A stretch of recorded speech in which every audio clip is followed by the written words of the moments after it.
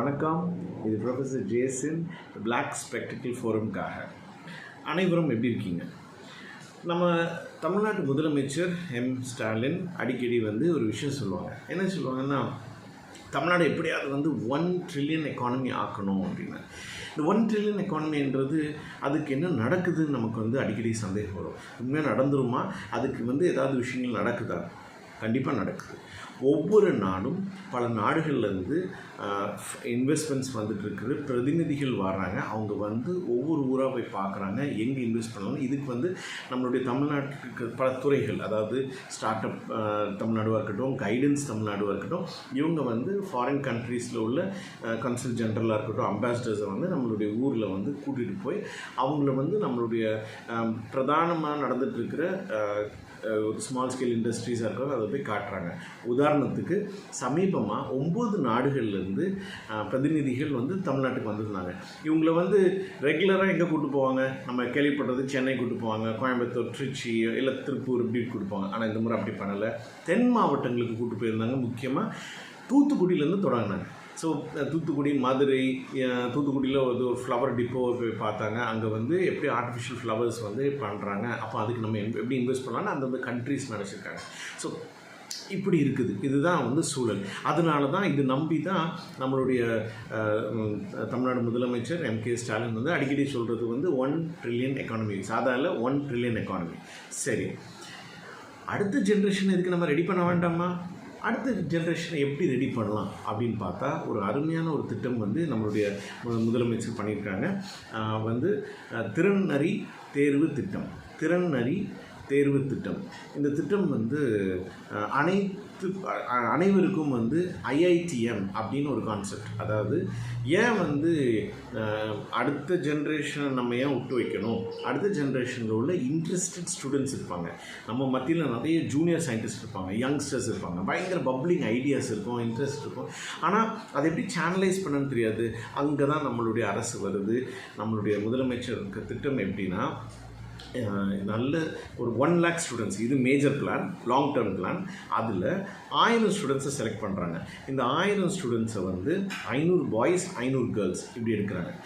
இந்த பசங்களை அவங்களுடைய இன்ட்ரெஸ்ட் பேஸ்டாக, அவங்க சயின்ஸில், டெக்னாலஜியில் அவங்க காட்டுற இன்ட்ரெஸ்ட் பேஸ்டாக அவங்கள எலக்ட்ரானிக் இண்டஸ்ட்ரிக்கு இன்ட்ரடியூஸ் பண்ணுவோம் என்றது தான் திட்டம். இதுக்காக 525 டீச்சர்ஸும் செலக்ட் பண்ணப்பட்டிருக்காங்க இந்த ஸ்கூல்ஸ்லேருந்து. இவங்களுடைய ஒர்க் ஒவ்வொரு ஸ்கூல்லேயும் ஸ்டூடெண்ட்ஸை இதுக்கு என்கரேஜ் பண்ணி பசங்களுக்கு மத்தியில் சயின்ஸ் அண்ட் எலக்ட்ரானிக்ஸ் மேலே ஒரு இன்ட்ரெஸ்ட் அண்ட் டெக்னாலஜி மேலே இன்ட்ரெஸ்ட் வந்தால் நம்மளுடைய 1 ட்ரில்லியன் எக்கானமிக்கு நிறைய பேர் போவாங்க.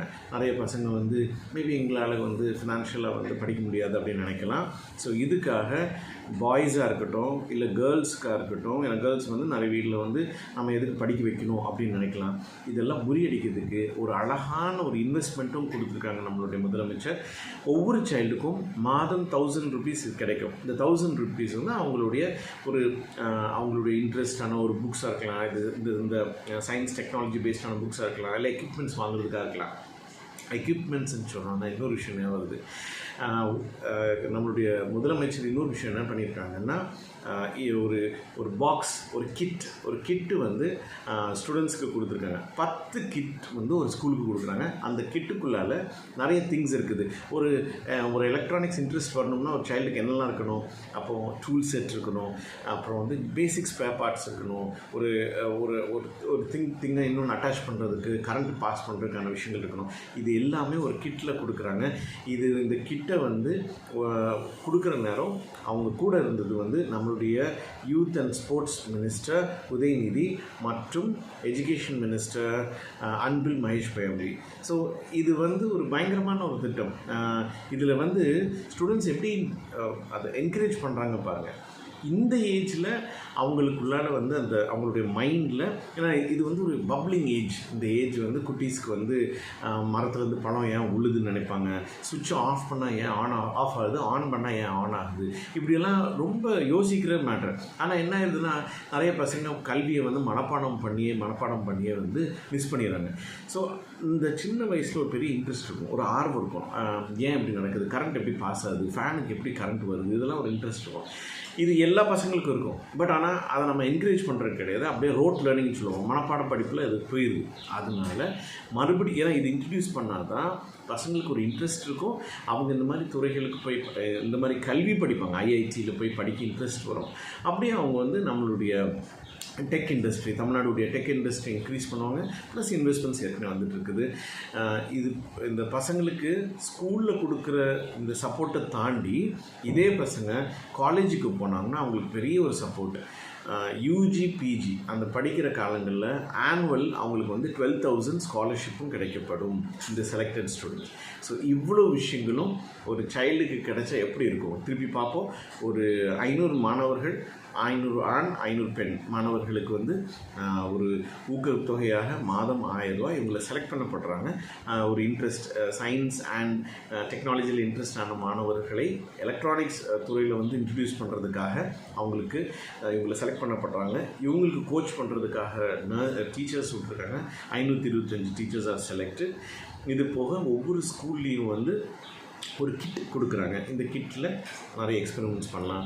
முக்கியமாக ஒவ்வொரு ஸ்கூல்லும் வந்து இது பண்ணுற நேரம் இதுக்கு நிறைய எக்ஸிபிஷன்ஸ், நிறைய ப்ராஜெக்ட்ஸ் அவங்க பண்ணலாம். அண்ட் பசங்களுடைய இன்ட்ரெஸ்ட் இன்க்ரீஸ் ஆகும். நேச்சுரலாக இந்த பசங்க கண்டிப்பாக ஐஐடியில் ஜாயின் பண்ணணும்னு நினைப்பாங்க. இந்த ஓப்பனிங் ஈவெண்ட்டே வந்து ஐஐடியில் வச்சு நடத்துனாங்க. இந்த கிட்டே வந்து ஐஐடியில் வச்சு தான் இந்த பசங்களுக்கு கொடுத்தாங்க.